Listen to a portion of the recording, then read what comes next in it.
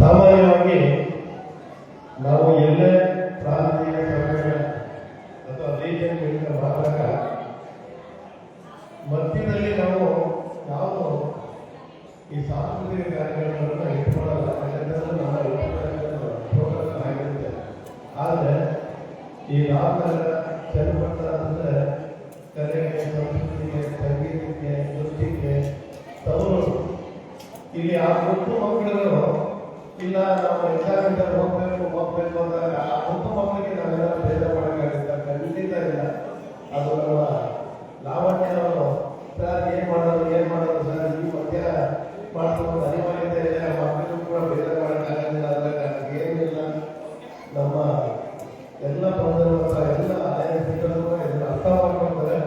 ತೊಂದರೆ ನಮ್ಮ ಮಕ್ಕಳಿಗೆ ಕೂಡ ಬೇಜಾರಾಗಬಾರ್ದು.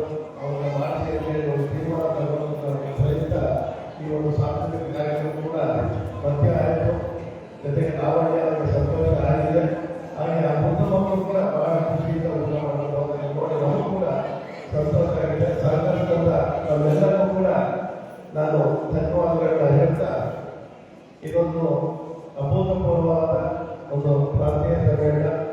ಈ ಪ್ರಾಂತೀಯ ಸಮ್ಮೇಳನದ ಅಧ್ಯಕ್ಷತೆಯಿಂದ ವಹಿಸಿರುವಂಥ ಡಾಕ್ಟರ್ MS ಲಾವಣ್ಯ ಮೇಡಮ್ ಅವರೇ, ಹಾಗೆ ಜಿಲ್ಲಾ ರಾಜ್ಯಪಾಲರಾದಂಥ ಡಾಕ್ಟರ್ ಸತ್ಯವತಿ ಬಸವರಾಜ್ ಅವರೇ, ಹಾಗೆ ಇವತ್ತಿನ ಮುಖ್ಯ ಭಾಗವತರಾದಂಥ ಖ್ಯಾತ ಸಾಹಿತ್ಯ ಶ್ರೀ ಗುಂಡಿಗರಾಜರವರೇ, ಹಾಗೂ ಕನಕಪುರದ ಬಂಡೆ ಅಂದರೆ ಮಾಜಿ ಜಿಲ್ಲಾ ರಾಜ್ಯಪಾಲರಾದಂಥ ಕೆ ಮುನಿಯಪ್ಪ ಅವರೇ, ಹಾಗೆ ನಮ್ಮ ಈ ಒಂದು ಪ್ರಾಂತೀಯ ಸಮ್ಮೇಳನದ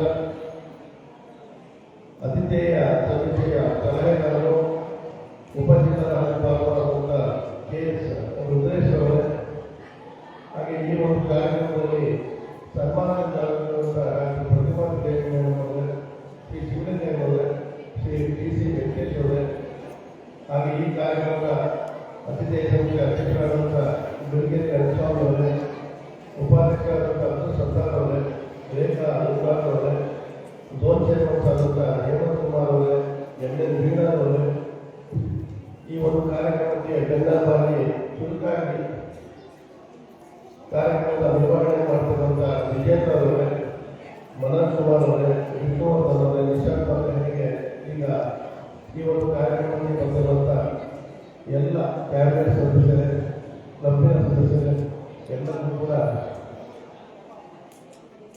ಈ ಒಂದು ಸಂದರ್ಭದಲ್ಲಿ ಮಧ್ಯಾಹ್ನದ ಶುಭಕಾಮನೆಗಳನ್ನು ತಿಳಿಸ್ತಾ, ಮೊದಲನೇದಾಗಿ ನಾನು ಲಾವಣ್ಯರವರ ನೇತೃತ್ವ ಈ ಒಂದು ಪ್ರಾಂತೀಯ ಸಮ್ಮೇಳನ ಯಶಸ್ವಿಯಾಗಿ ಪೂರ್ಣಗೊಳ್ತಾ ಇದೆ.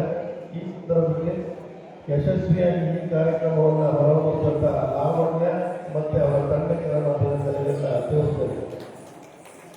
ಮೊನ್ನೆ ತಾನೇ ನಾನು ಒಂದು ನಮ್ಮ ಇವರ ಒಂದು ರೀಜನ್ ಮೀಟಲ್ಲೂ ಕೂಡ ಹೇಳಿದ್ದೆ, ಒಂದು ರೀಜನ್ ಮೀಟ್ ಸಕ್ಸಸ್ ಆಗಬೇಕಾದ್ರೆ ನಾವು 4 ರೀತಿಯಲ್ಲಿ ಯೋಚನೆ ಮಾಡ್ತೀವಿ.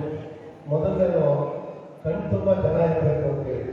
ಇವತ್ತು ಹಾಗೆ ಇದೆ. ಮೊದಲು ನನಗೆ ಭಾಳ ಸರಿ ಹೇಳಿದ್ದೆ, ನೀವು ಚೌಲ್ಟ್ರಿ ಮಾಡ್ತಾ ಇದ್ದಾರಲ್ಲ, ಚೌಲ್ಟ್ರಿನ ತುಂಬಕ್ಕಾಗುತ್ತಾ ಜನ ಅಂತ.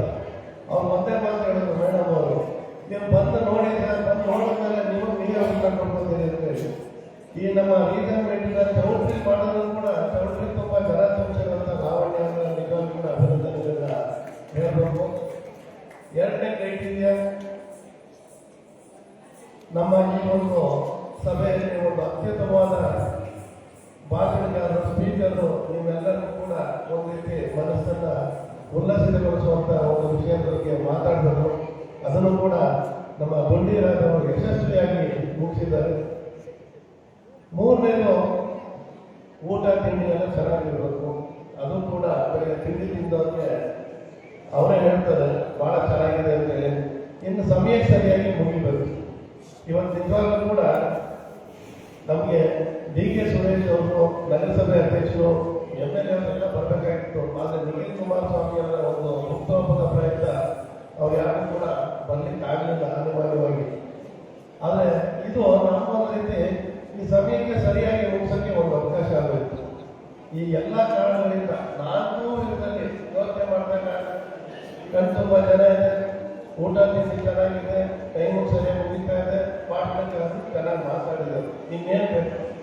ಅದು ಒಂದು ದೊಡ್ಡ ಚಳವಳಿಯಲ್ಲಿ ದೊಡ್ಡ ಮಟ್ಟದಲ್ಲಿ ಒಳ್ಳೆ ಅದ್ದೂರಿಯಾಗಿ ಮುಗಿದಂಥ ಯಶಸ್ವಿ ಪ್ರಾಂತೀಯ ಅಧ್ಯಕ್ಷರಾದಂಥ ಲಾವಣ್ಯವಾಗಿ ನಾನು ಮತ್ತೊಮ್ಮೆ ಅಭಿನಂದನೆಗಳನ್ನ